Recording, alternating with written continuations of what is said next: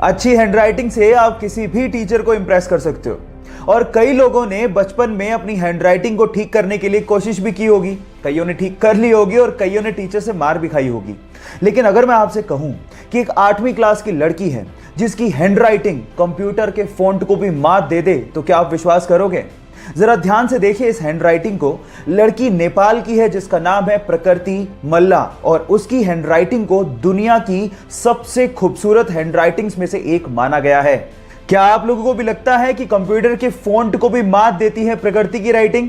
Chat section में लिखना मत भूलिएगा। आपकी लाइफ में कभी ना कभी आप लोगों ने देखा होगा कि जब आप कभी कोई एग्जाम देने जा रहे हो या फिर कोई अच्छा काम करने जा रहे हो तो आपकी मम्मी ने आप लोगों को दही और शक्कर का कॉम्बिनेशन तो जरूर खिलाया होगा। लेकिन अगर मैं आपसे पूछूं कि इसके पीछे का रीजन क्या है तो शायद आप कहोगे कि ये कोई अंधविश्वास होगा, लेकिन ऐसा नहीं है। एक्चुअली इसके पीछे एक साइंटिफिक रीजन है।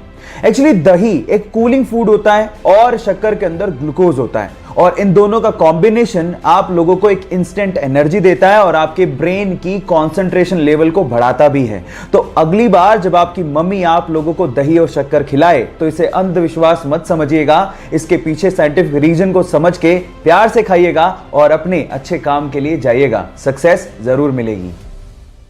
हमारे मोबाइल के लिए मोबाइल की बैटरी बहुत ज्यादा जरूरी है, लेकिन उससे जुड़ी कुछ अफवाहें भी हैं जो हमें डेली सुनने को मिलती हैं। जैसे कि अगर आपने पूरी रात अपने मोबाइल को चार्ज पे लगा के रखा तो आपके मोबाइल की बैटरी खराब हो सकती है, लेकिन यह गलत है।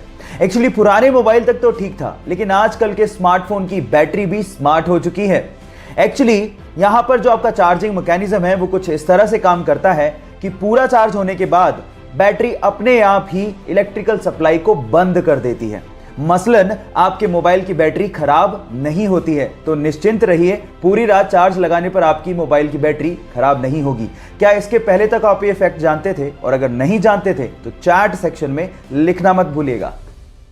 अक्सर आप लोगों ने हवाई जहाज में लगे ब्लैक बॉक्स के बारे में सुना होगा। जब भी दुर्घटना की खबरें आती हैं तो सबसे पहले हवाई जहाज के ब्लैक बॉक्स को ढूंढा जाता है ताकि दुर्घटना के कारणों का पता लगाया जा सके।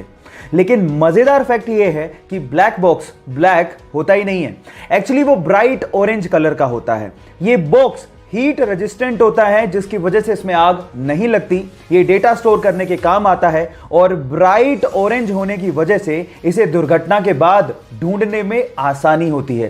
क्या इसके पहले तक आपको ये फैक्ट पता था? और अगर नहीं पता था तो चैट सेक्शन में लिखना मत भूलिएगा। क्या आप लोग एडवोकेट और लॉयर में फर्क जानते हैं? क्या मेरे जैसे आप भी यही समझते थे कि एडवोकेट और लॉयर में कोई फर्क नहीं होता? ऐसा नहीं है। एडवोकेट और लॉयर में फर्क होता है। लॉयर वो होता है जिसके पास लॉ की डिग्री हो या फिर वो लॉ की पढ़ाई कर रहा हो। वो आपको कानूनी सलाह तो दे सकता है, लेकिन आपके लिए केस नहीं लड़ सकता। लेकिन अगर कोई lawyer bar council of India की एग्जाम पास करके वहां पे रजिस्टर हो जाता है तो उसके बाद वो आपका केस लड़ सकता है, क्योंकि उसके बाद वो एडवोकेट बन जाता है। सो ये डिफरेंस होता है एडवोकेट और लॉयर के बीच में। क्या आपको इसके पहले तक इफेक्ट पता था? और अगर नहीं पता था तो चैट सेक्शन में लिखना मत भूलिएगा।